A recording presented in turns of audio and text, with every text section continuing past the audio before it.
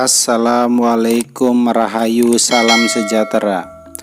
Pada kesempatan kali ini, channel Irwanto Paksiaji akan membahas tentang beberapa jenis perkutut yang dipercaya paling bertuah dan paling banyak dicari di kalangan penggemar perkutut Katurangan.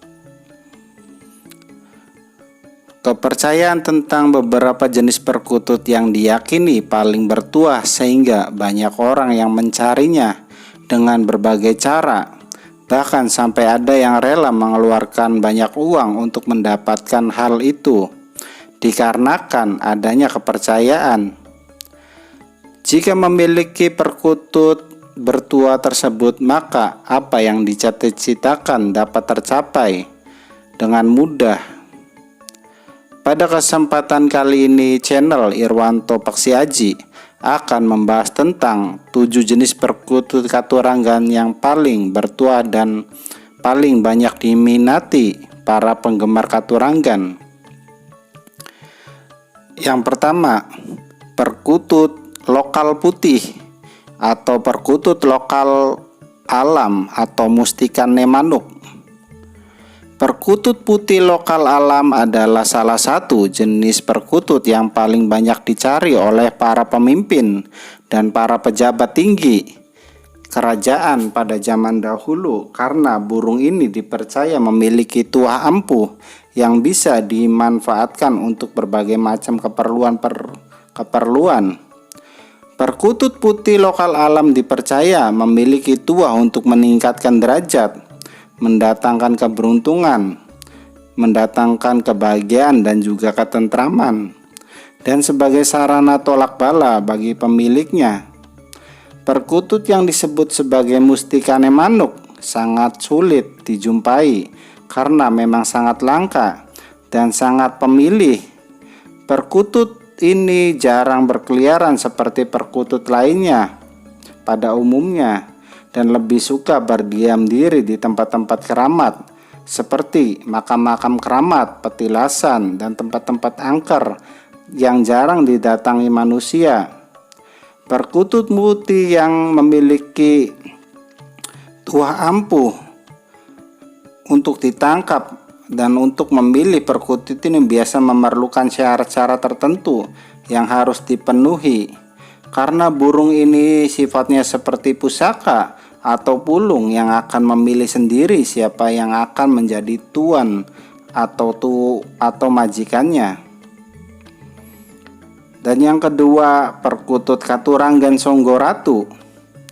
Perkutut Katurangan Songgoratu merupakan salah satu perkutut yang paling bertuah dan banyak dicari oleh orang-orang yang mengejar kedudukan tinggi.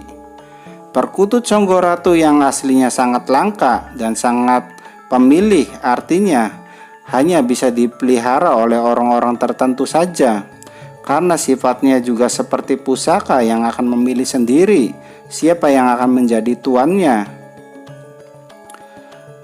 Perkutut Songgoratu memiliki ciri khusus, terdapat sehelai bulu berwarna putih yang berdiri di bagian atas kepala seperti mahkota atau jambul. Perkutut ini akan tetap tumbuh atau bulu tersebut akan tetap tumbuh walaupun sudah mabung berkali-kali atau dicabut rontok karena mabung. Perkutut ini dipercaya memiliki tuah untuk menambah kewibawaan dan dapat membantu pemiliknya untuk meraih derajat yang tinggi dalam kehidupannya. Dan yang ketiga adalah perkutut udan mas.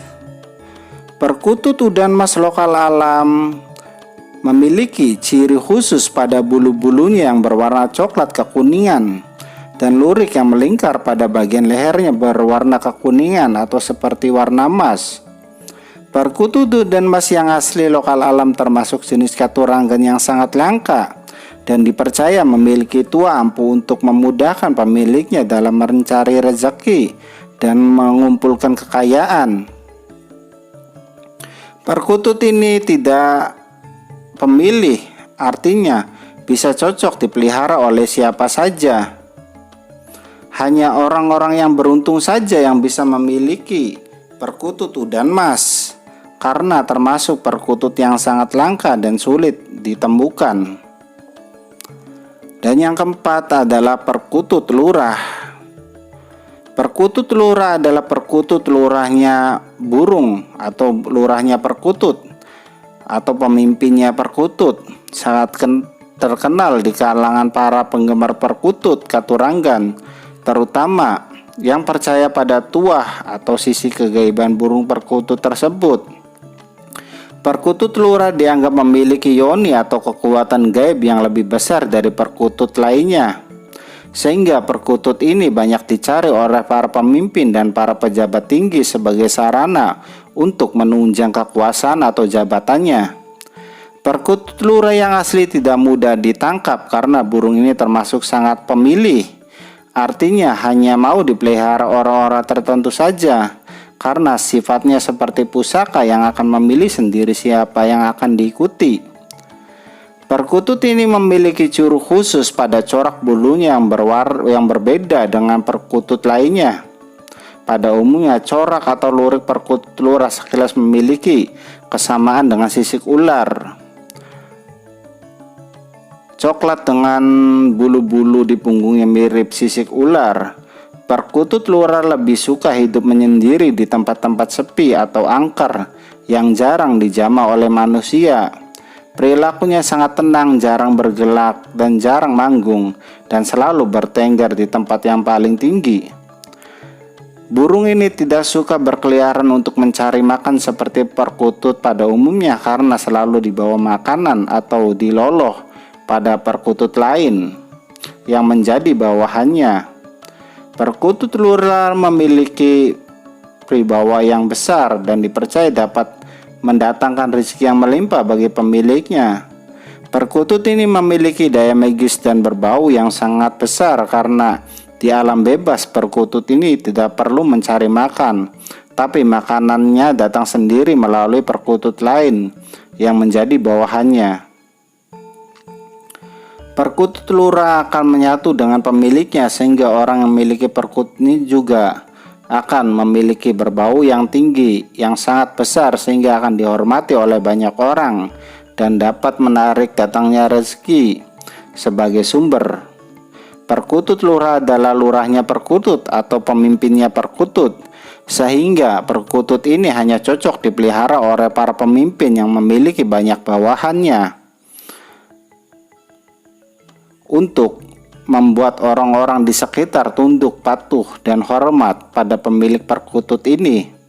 Perkutut lurah tidak mudah ditangkap. Biasanya untuk bisa mendapatkan perkutut ini harus memenuhi syarat-syarat tertentu sebagai maharnya. Tapi jika berjodoh, perkutut lurah akan datang sendiri melalui perantara kepada seorang yang memang dipilih untuk menjadi tuannya tanpa syarat apapun. Yang kelima adalah cemani kol buntet lokal alam. Cemani kol buntet lokal alam memiliki ciri-ciri bulu pada di seluruh tubuhnya berwarna hitam dengan lurik dan kalung melingkar pada bagian leher sampai dubur menyatu atau tepung. Bagian dalam harusnya berwarna hitam, ke kakinya berwarna kehitaman. Perkutut kol buntet alam dipercaya memiliki kekuatan gaib atau utama sebagai tolak bala untuk menangkal serangan ilmu hitam seperti santet, telu, guna-guna, dan sejenisnya. Secara alami memiliki energi untuk menolak gelombang reaksi atau telu santet bisa membalikan energi jahat tersebut kepada pengirimnya. Lurik cemani kol buntet yang menutup rapat dari leher sampai tubuhnya melambang perisai atau perlindungan. Tapi hanya kol buntet lokal alam saja yang memiliki tuah atau kekuatan gaib secara alami telah menyerap energi alam. Setiap perkutut menetas, sedangkan proses hitam walaupun terkenal jarang sekali memiliki unik karena perkutut tersebut lahir karena campur tangan manusia atau peternak, sehingga keaslian terhitam atau cuman luriknya aja tidak menjamin, apalagi untuk tuahnya. Yang keenam adalah perkutut cemani lokal alam Majapahit. Majapahit perkutut cuman di Majapahit berbeda dengan perkutut kolbuntat. Perbedaannya terletak pada lurik.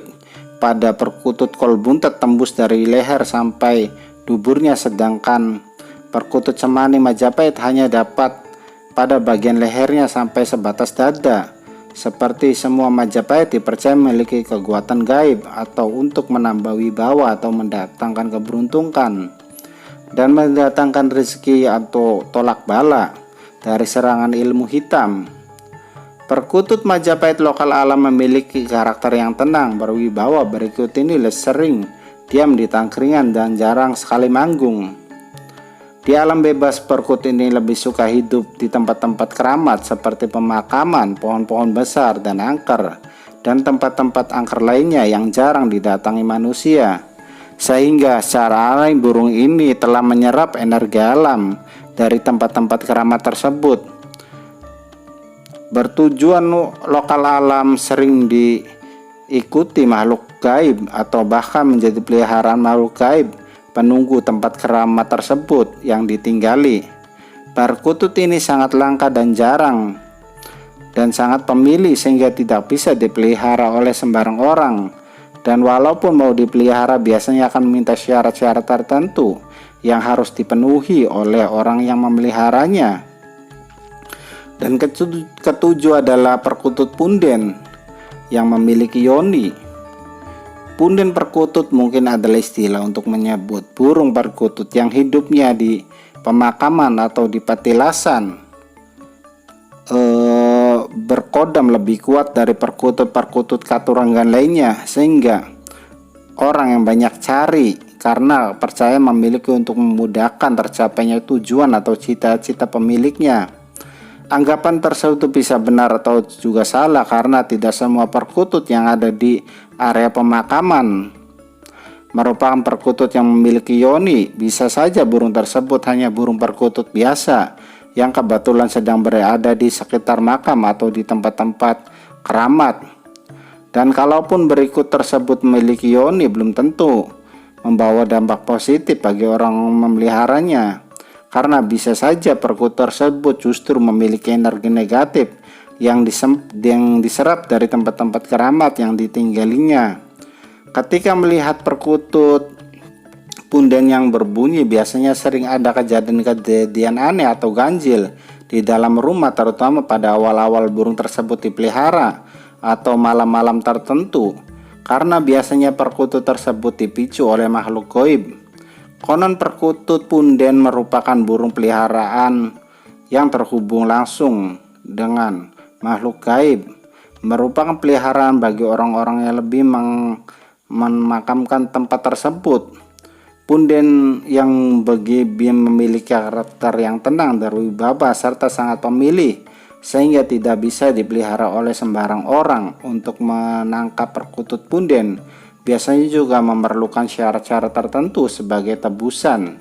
Tapi jika berjodoh, perkutut tersebut akan datang sendiri pada seorang yang berhak merawatnya dan bisa saja memberi syarat terlebih dahulu melalui mimpi atau petunjuk-petunjuk lainnya. Persyaratan yang diminta bisa bermacam-macam, bisa ringan atau juga berat, dari hanya mulai minta sesaji sampai minta tumbal nyawa manusia sebagai maharnya. Tapi biasanya syarat tersebut tidak dikatakan secara gamblang, tapi menggunakan bahasa kiasan. Misalnya saja minta tembusan panggangan ayam yang maksudnya adalah nyawa manusia, dan biasanya minta adalah nyawa orang yang terdekat. Jadi sebaiknya hati-hati jika ingin mengambil perkutut punden, jangan terkejut karena peribahasa dari makhluk gaib yang terkadang tidak kita pahami maksudnya. Jangan sampai hanya karena ambisi ingin mendapatkan perkutut punden justru akan mengorbankan salah satu yang berharga dalam hidup kita dan akan menyesal seumur hidup daripada mengorbankan waktu, tenaga, dan biaya hanya untuk memburu perkutut punden. Lebih baik memelihara burung perkutut biasa yang suaranya merdu dan bisa membuat hati bahagia ketika mendengarnya. Kita merasa senang dan nyaman dengan perkutut yang kita pelihara, maka lama-lamaan energi positif yang akan melalui kita sehingga nantinya akan membuahkan keuntungan hasil baik rezeki melimpah dan kebahagiaan tanpa perlu mengorbankan banyak hal. Demikianlah sedikit informasi tentang 7 perkutut paling bertuah dan paling istimewa yang pernah saya dengar dan saya pahami. Adapun kebenaran atau tidaknya para pemirsa lah yang bisa menilai. Rahayu, rahayu, rahayu, salam sejahtera.